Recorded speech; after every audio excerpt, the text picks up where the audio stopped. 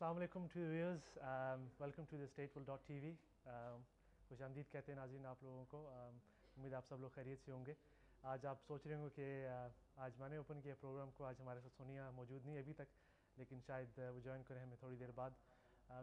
नाज़रीन, हमारा programme the stateful.tv जैसे आप जानते हैं, it's all about international emerging property markets. इनके बारे में हम बात करते हैं। पिछले हफ्तों में हमने बात की अजमान की, मोरक्को, दुबई, इवन पिछले वीक हमने पाकिस्तान की लाहौर की डेवलपमेंट्स के बारे में बात की थी। हमने वादा किया था कि इस बार हम दुबई के बारे में बात करेंगे और काफ़ी अच्छी डेवलपमेंट्स लेके आएंगे, और हमारे साथ हमारे एक बहुत अच्छे डिस्टिंग्विश्ड गेस्ट तशरीफ़ लाएंगे। तो हमारे साथ मौजूद हैं, थोड़ी देर में मैं उनका भी तारुफ़ कराऊँगा। और अगर आपके पास कोई भी सवाल हो इंटरनेशनल प्रॉपर्टी में इन्वेस्टमेंट के हवाले से, चाहे वो दुबई है या कोई और कंट्री है, उस पर आप ज़रूर हमें कॉल कर सकते हैं, मुझसे या हमारे कैसे सवाल पूछ सकते हैं। आपकी स्क्रीन के ऊपर नंबर आ रहे होंगे, आप प्लीज़ उस पर कॉल करें और कोई भी सवाल हो हम जवाब देने की पूरी कोशिश करेंगे। जैसे नाज़रीन मैंने आपको बताया, आज का प्रोग्राम हमारा दुबई के हवाले से। तो मैं अपने मेहमान को इंट्रोड्यूस कर लेता हूँ। The guest that we have today is Chris from Profile Europe. Hi there. Hi Chris, how are you doing? Very good, thank you. Thank you for having me. Good, good. How was your trip? You especially came from London to Manchester for this show. Yeah, not too bad at all. Only a couple of hours away, so it was fine. Thank you very much for having me. No worries at all. Chris, just going straight to the point.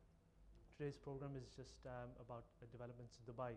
Tell us a bit more about Dubai, about the developments in Dubai and where it's heading to, and all that sort of stuff. Okay, well, a lot of people know Dubai as a tourist destination first and foremost, but not a lot of people know that from an investment point of view, there's actually a lot of business now moving to Dubai. It's become a centre for international commerce, for trading, and the first 24-hour stock exchange is opening in Dubai as well. So there's plenty of reasons why Dubai is still a very hot market. Going back to my first point about tourism, everyone knows about the Burj Al Arab, the first 7-star hotel in the whole world. A lot of visitors are now going over there and seeing what a wonderful place it is to live. The fact that you can have tax-free living, you can buy your own property and own it freehold, is attracting a lot of outside investment, and that's what I'm here to talk to you about today. Good, good. Chris, tell us a bit more about Profile Europe, your company that the property developers. Tell us a bit more about that. Well, Profile Europe we were set up 9 years ago by Imtiaz Koda, who went over to Dubai, in fact, to work in the computing industry. And he saw at that time this major property boom that was about to happen, and got involved at that point. We became we took on Nikhil's property. Nikhil are a master developer in Dubai, and were responsible for a number of projects such as the Palm, the World, and all the waterfront areas of Dubai. And within a few weeks we had managed to sell out the whole of their buildings, so the natural progression was to go into development. Right. Currently now we are building 4 projects in Dubai Sports City, which are 4 20-story residential buildings. Right. We have our flagship projects on the world, which are 2 6-star spa resorts, one on the island of Thailand, which is called Jasmine Garden, which consists of a 6-star spa.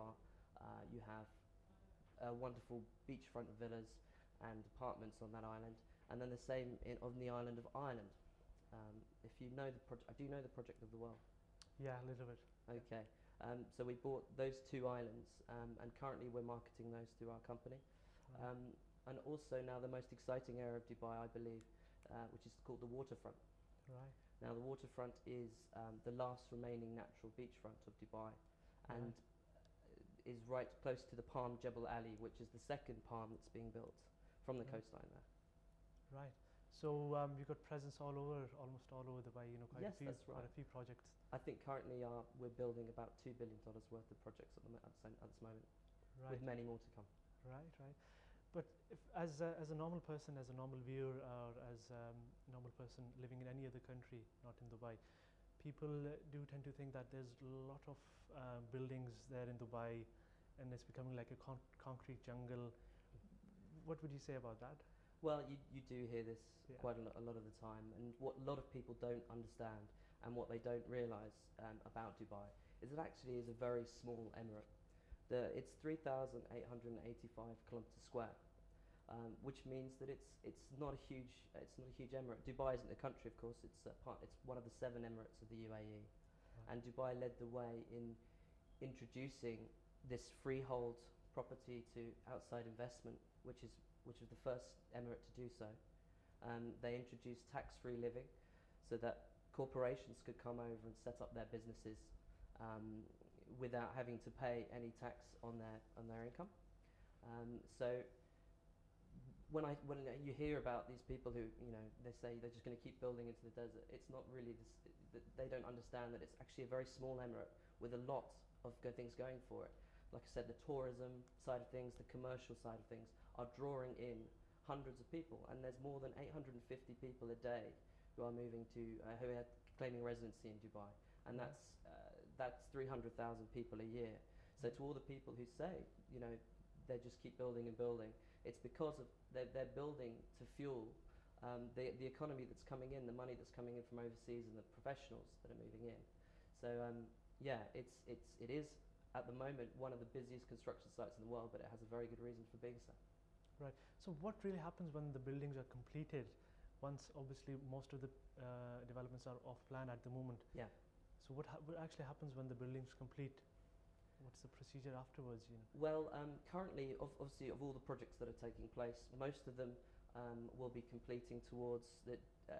If you're looking at the waterfront, you're looking at 2012. Now, Dubai are currently building the largest airport in the world, Jebel Ali Airport. They're expecting by 2015, 15 million visitors a year, just for the tourism side of things. And on the way of residency, we're currently at about 1.8 million people in Dubai, and they're aiming for 3 million by 2010. Now that's the way things are moving on. So there is a very large demand for property. And I'll give you another good statistic. With the 300,000 people that are claiming residency a year in Dubai, there was only last year 40,000 apartments that were delivered. Now with this tax-free living and encouragement from overseas investment, so you've got Hewlett-Packard who've moved there, Microsoft who are moving there, Halliburton are currently moving 12,000 employees over to Dubai. Now 12,000 employees is 70 towers, so that's just for one company.